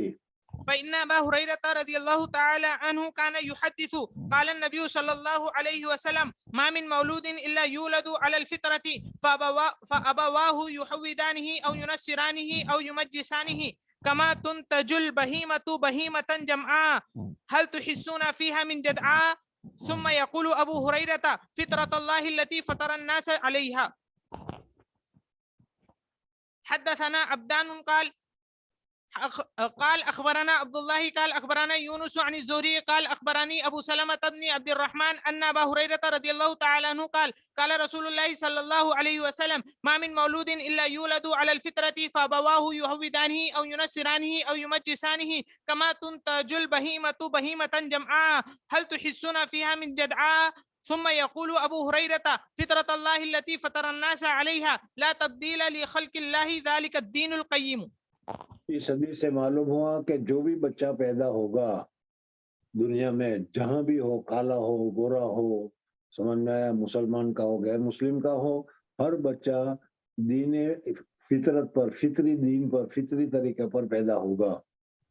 और फिर इसके बाद जिस माहौल में वो रहता है, जिस जगह में वो रहता है, उस माहौल का असर उसके ऊपर पड़ेगा और फिर उस सूरत में वो उसके अखलाक आदात वगैरह को इख्तियार करना शुरू करेगा। मैंने पहले भी तुम लोग को बताया था कि लंदन वगैरह से बच्चे हमारे यहाँ आते हैं, लंदन का माहौल साफ है, उनको गाली गलौज कुछ भी नहीं आता, लेकिन हमारे यहाँ आने के बाद बच्चों के साथ खेलना शुरू कर देते हैं, तो बच्चे जिस तरीके से गाली देते हैं वो भी गाली सीख जाते हैं। ये माहौल का असर है। तो इस वजह से बच्ची की परवरिश जहाँ होगी, जैसी होगी, उसका असर उसके ऊपर ऐसा होगा। सहारनपुर में हमने देखा कि क्या है, वो जो बैतुल खला या नालियों को साफ करने के लिए औरतें आती थी, वो अपने साथ बच्चे को लाती थी, वो बिठा कर वो सफाई में लग जाती थी। वो बच्चा भी क्या करता था, अपनी माँ को देखा देखी सफाई करने में लग जाया करता था। बहरहाल ये है माँ का या तरबियत का असर। इस वजह से जिन बच्चों को पैदा होने के बाद असल में इनको दूसरे माहौल से बचाया जाए, तो फिर उस सूरत में उनके दिल में जो ईमान है उसका असर करता है। लेकिन चूंकि बचपन ही से उसको क्या है, नाचने गाने कूदने बुत परस्ती की तरबियत की जाती है, इस वजह से वो आगे चलकर उसी को इख्तियार करते हैं वो। जी हजरत आप कैमरे में मुकम्मल नजर नहीं आ रहे हैं, ओके थोड़ा। अच्छा, आवाज तो मुकम्मल सुनाई दे रही है कि नहीं? जी आवाज तो सुनाई दे रही है कि नहीं? जी बस काफी है, मेरे चेहरे में देखने में क्या रखा है, इससे तो नौजवान चेहरे आप लोगों के हैं। चलो। حدثنا إسحاق قال أخبرنا يعقوب بن إبراهيم قال حدثنا أبي عن صالح عن ابن شهاب قال أخبرنا سعيد بن المسيب عن أبيه رضي الله تعالى عنه أنه أخبره أنه لما حضرت أبا طالب الوفاة جاءه رسول الله صلى الله عليه وسلم فوجد عنده أبا جهل بن هشام وعبد الله بن أبي أمية بن المغيرة قال رسول الله صلى الله عليه وسلم لأبي طالب أي عمي قل لا إله إلا الله كلمة أشهد لك بها.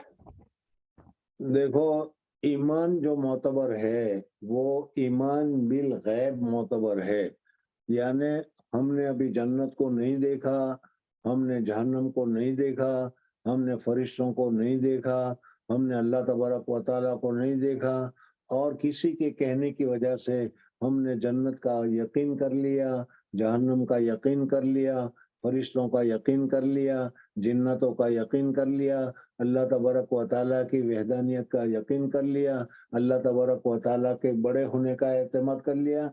ये है ईमान बिल गैब। समझ में आ गया? मोतबर जो है वो ईमान बिल गैब है।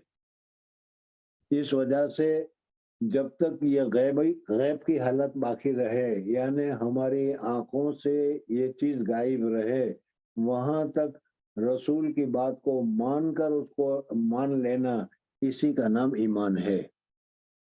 और जब क्या है, ये मगीबात शहादत के दर्जे में आ जाए, देखने के दर्जे में आ जाए, और फिर उस वक्त को ईमान लाता है, वो ईमान बिल गैब नहीं बल्कि ईमान भी शहूद है, और ईमान भी शहूद का एतबार नहीं। समझ में आ गया?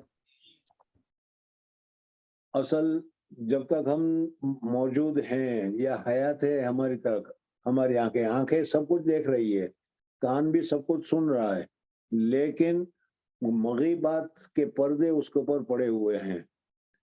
कोई जन्नत को नहीं देखता, कोई जहन्नम को नहीं देखता, कोई फरिश्ते को नहीं देखता, कोई अल्लाह तबारक व तआला को नहीं देखता, लेकिन इसके बावजूद एक आदमी के कहने की वजह से, हुजूर अकरम सल्लल्लाहु अलैहि वसल्लम के कहने की वजह से, या अय्युहन्नास क़ूलू ला इलाहा इल्लल्लाह तुफ़्लिहू, हमने अल्लाह को मान लिया, अल्लाह की वहदानियत को मान लिया, अल्लाह तबारक व तआला की कुदरत को मान लिया, और हम मोमिन हो गए। समझ में आ गया?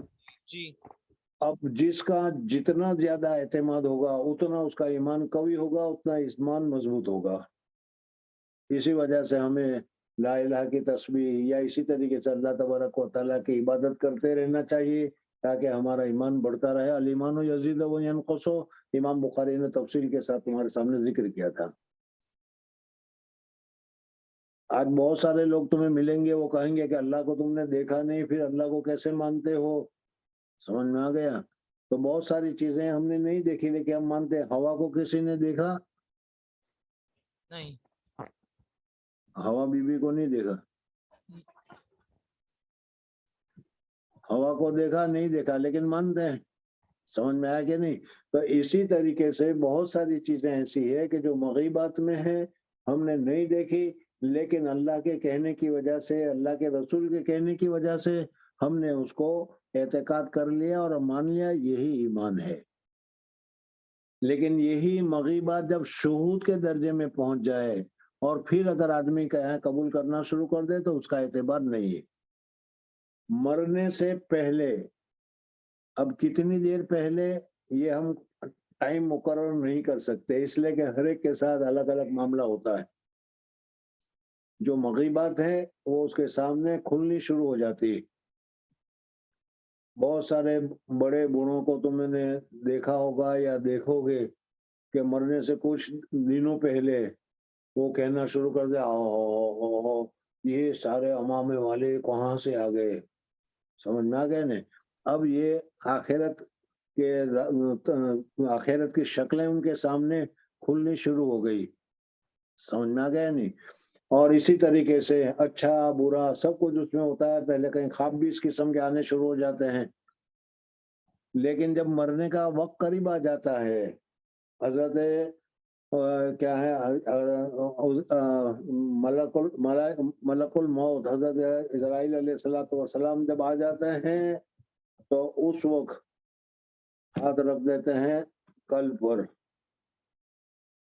بعض مرتبہ تو قلب پر ہاتھ رکھنے کے ساتھ منہ بند ہو جاتا ہے, بول نہیں سکتا آدمی. کتنی کوشش کرے لیکن نہیں بول سکتا, منہ بند ہو گیا. سمجھ میں آیا نہیں؟ اب وہ کیا ہے, اب آنکھیں کے اس کے پردے ہٹا دیے جاتے ہیں, غیب کی چیزیں ساری ان کے سامنے آنے شروع ہو جاتی ہے. اگر کوئی آدمی ایمان لایا اور اس وقت میں ایمان لایا کہ جب مغیبات اس کے اوپر کھل رہے ہیں یا کھل گئے ہیں تو اس وقت کا ایمان معتبر نہیں ہے, اس لیے کہ ایمان بالغیب نہیں ہے. فرعون نے بھی اپنا گھوڑا جو ہے وہ سمندر میں ڈال دیا. اس سے پہلے تو سارے لوگ اس کی تعریف کرنے لگے, جیسے لوگ مودی کی تعریف کرتے ہیں, ارے ماشاء اللہ دیکھو آپ کی وجہ سے کیا سمندر نے بھی راستہ کھول دیا, یہ سب آپ کی برکت ہے. لیکن یہ برکت زحمت کب ہوگی ابھی پتہ چلے گا. اس نے ڈال دیا اور ڈالنے کے ساتھ ہی اللہ تبارک و تعالیٰ نے پانی کو ملنے کا حکم دے دیا اور یہ ڈوبنے لگا. اور اس کے بعد کیا ہے, آخرت کے حالات کھل گئے اس کے سامنے. تو کہ آمن تو بے بنی اسرائیل بے رب بنی اسرائیل.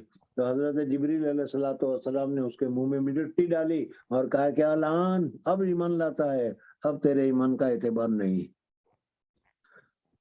تو خلاصہ یہ ہوا کہ مغیبات کے کھلنے سے پہلے, اور یہ مغیبات کب کھلتے ہیں؟ غرغرہ کے وقت میں, روح نکلنے سے پہلے روح, جب آدمی کی روح نکلنی شروع ہوتی ہے تو اس وقت سب دکھائی دینا شروع ہو جاتا ہے. سمجھ میں آنے, پردے ہٹ جاتے ہیں. تو اس وقت اگر ایمان لاتا ہے تو وہ ایمان بھی شہود ہو گیا, ایمان بالغیب نہیں ہے, اس وجہ سے اس کا ایمان معتبر نہیں ہے. بہرحال یہاں پر حضرت ابو طالب کے پاس حضور اکرم صلی اللہ علیہ وسلم پہنچے. ابو طالب نے حضور اکرم صلی اللہ علیہ وسلم کو بہت ہی مدد فرمائی تھی, بہت ہی نصرت کی تھی, بہت محبت بھی کرتے تھے. اور ابو طالب کی وجہ سے حضرت علی کے والد ہیں یہ, اور حضور صلی اللہ علیہ وسلم کے چچا ہیں, اس کی وجہ سے حضور صلی اللہ علیہ وسلم کو بہت راحت تھی. نکاح بھی حضرت ابو طالب ہی نے کروایا تھا وغیرہ وغیرہ.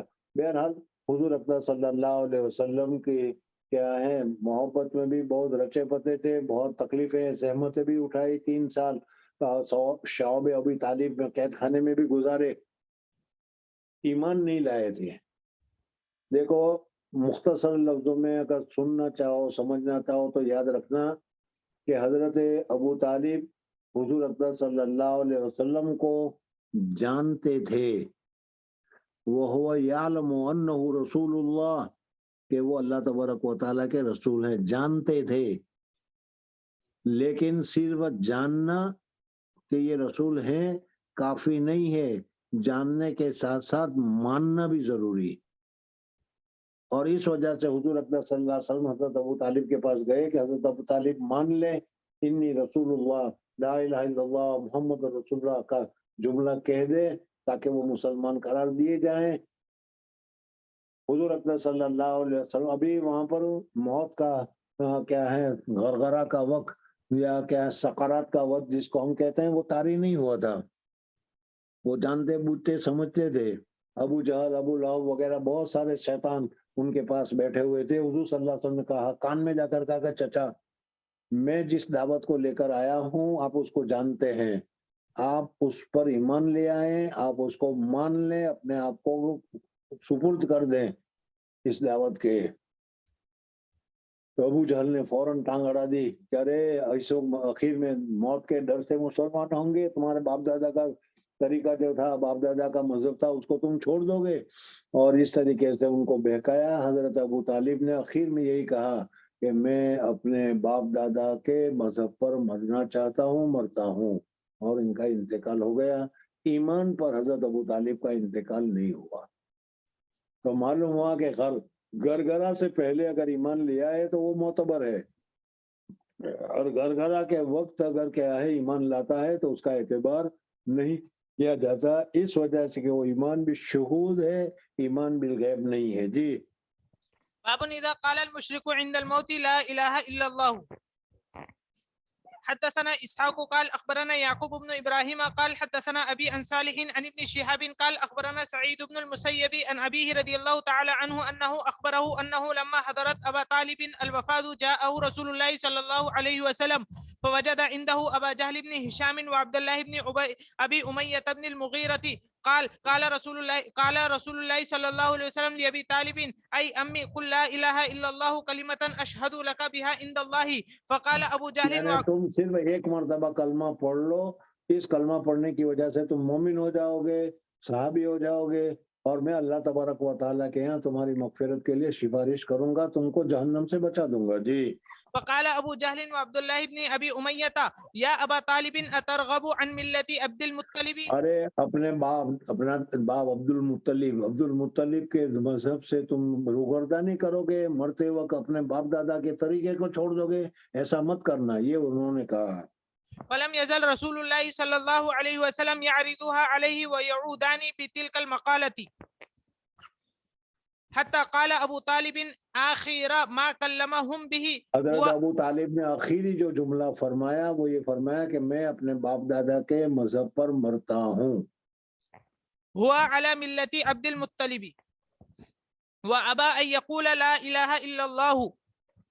فقال رسول الله صلى الله عليه وسلم اما والله لا استغفرن. کیونکہ ان کا احسان بہت تھا حضور صلی اللہ علیہ وسلم پر, اس لیے حضور صلی اللہ علیہ وسلم کو بھی کافرین کی مغفرت کے لیے دعا نہیں کرنی چاہیے, کافرین کی مغفرت کے لیے نماز نہیں پڑھنی چاہیے. یہ احکام وغیرہ بھی طاری نہیں ہوئے تھے.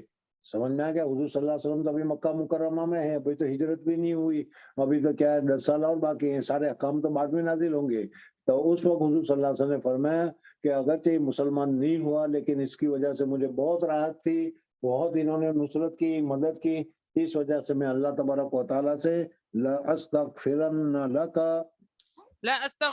لك ما لم انهى عنه, جب تک مجھے روک نہیں دی جاتا اللہ تبارک و تعالیٰ کی طرف سے, وہاں تک میں ان کے لیے مغفرت کی دعا کرتا رہوں گا. فانزل الله تعالى فيه ما كان للنبي الآية. باب الجريد على القبر. کیوں تم نے بریک لگائی؟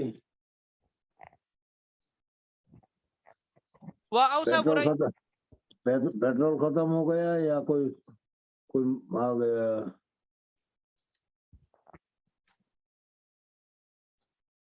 چل جانے دے, تمہارا جی نہیں چاہتا تو میں بھی کیا کروں.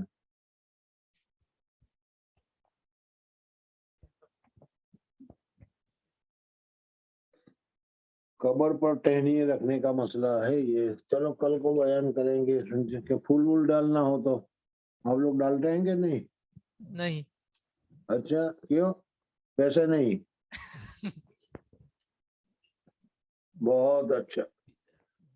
अभी मसला चला था, रानी का इंतकाल हो गया था, उसके लिए दुआए मगफिरत करनी चाहिए कि नहीं करनी चाहिए, मुसलमान थी कि नहीं थी, और पता नहीं क्या क्या। कल को आएगा इंशाल्लाह। अस्सलाम वालेकुम रहमतुल्लाह। हजरत एक मसला पूछने का है। वालेकुम सलाम। क्यों मुफ्ती कासिम साहब नहीं है? पोस्टमार्टम का हुक्म क्या है? मतलब पुलिस वाले बोलते हैं कि मैयत का पोस्टमार्टम करना है। किसकी मैयत हो गई? नहीं हुई नहीं, सवाल पूछा किसी ने। अच्छा, देखो, मुसलमान की लाश को जिस तरीके से जिंदगी में एहतराम किया जाता था, मरने के बाद भी उसकी लाश का वही एहतराम करना जरूरी है। हत्ता के मैयत के कब्र के पास या लाश के पास भी तुम इतना ही करीब हो सकते हैं जितना जिंदगी में उसके करीब हो सकते थे। कहने का मतलब है कि हमें इज्जत करना की और एहतराम करने की जरूरत है, और मैयत को चीड़-फाड़ करना ये उसके बदन के साथ खिलवाड़ है, बेअदबी है। इस वजह से इस्लाम में पोस्टमार्टम करने की इजाजत नहीं है। लेकिन अगर तुम किसी जगह पर हो और हाकिमों के हुक्म की वजह से या हुकूमत के दबाव की वजह से अगर पोस्टमार्टम करना पड़े तो तुम उसको रोक नहीं सकते, इसलिए कि हुकूमत के साथ तुम्हारा असर नहीं है। तुम्हारा मसला तो ये है, लेकिन अगर जरूरत हो तो फिर उस सूरत में अगर ये लोग क्या किसी वजह से पोस्टमार्टम करना चाहें तो फिर तुमको मना नहीं कर सके। अगर तुम मना करोगे कैद में डालेंगे, मुखालिफत होगी या तुमको कत्ल किया जाएगा, जो कुछ सूरत भी हो। इस वजह से अपनी जान की हिफाजत के लिए मजबूरन उनको पोस्टमार्टम करने के लिए देना ये जायज और दुरुस्त है। जज़ाकुमुल्लाहु कुल्ल खैर। अब इसमें क्या पूछना है? क्या नहीं, ये तो हम जानते ही थे पहले से। नहीं, एकदम। असल में हजरत बिल्कुल वो जानते। दफन करने के बाद जो है कब्र खोदना 2-4 दिन या हफ्ते महीने के बाद मालूम पड़ा कि कुछ मसाला था, उसके बाद अगर कब्र खोदते हैं तो फिर उसका क्या हुक्म है पोस्टमार्टम करने के लिए? मालूम था कि कुछ मसाला था। अच्छा, मसाला हो तो फिर उस सूरत में अगर मजबूरन है तो मेरा जवाब तो आ गया कि भाई अब हो गया, खत्म हो गया। लेकिन अगर तहकीक करने के लिए वो खुद निकालना चाहते हैं तो फिर तुम रोक नहीं सकते। रोकोगे तो तुम्हारे ऊपर खिलाफ वर्जी होगी, जुर्माना होगा, सजा होगी, और अपने आप को सजा से बचाना जरूरी है। इस वजह से तुम कुछ नहीं कर सकते। अस्सलाम वालेकुम रहमतुल्लाहि व बरकातुहू। वालेकुम अस्सलाम दुआ में याद है, वरहमतुल्लाह। दुआ में याद। अच्छा।